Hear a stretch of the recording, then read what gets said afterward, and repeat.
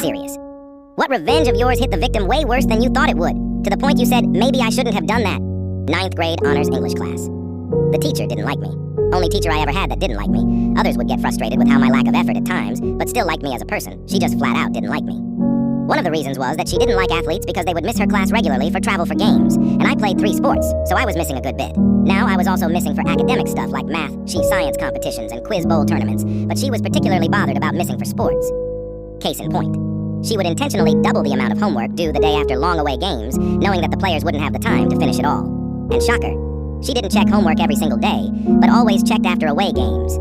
I've written about her before, but she also would give me 70s and low 80s on papers without any red marks on them, but people around me would have red marks all over their paper and would have 90s. After one particularly low grade on an assignment that I knew I had actually done really well on, I inquired about it.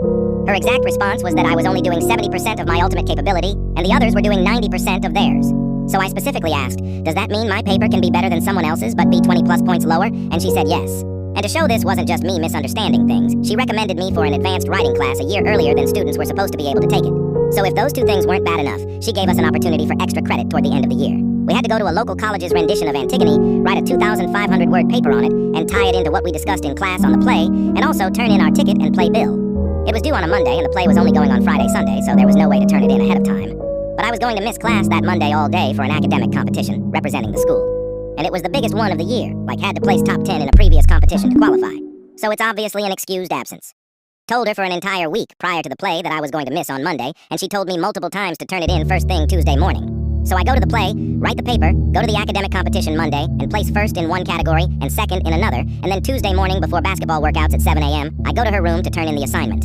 She refuses to take it because it's late, and she didn't recall ever suggesting that I could turn it in on Tuesday.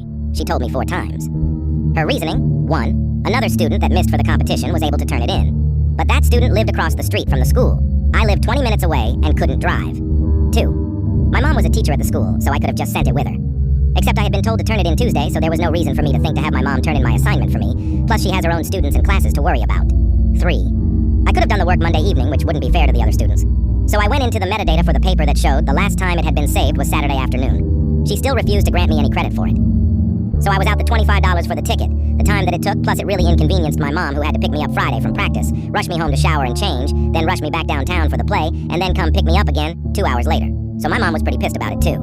This teacher also prided herself on the fact that nobody had ever made an A on her final exam. She thought she was the toughest teacher ever.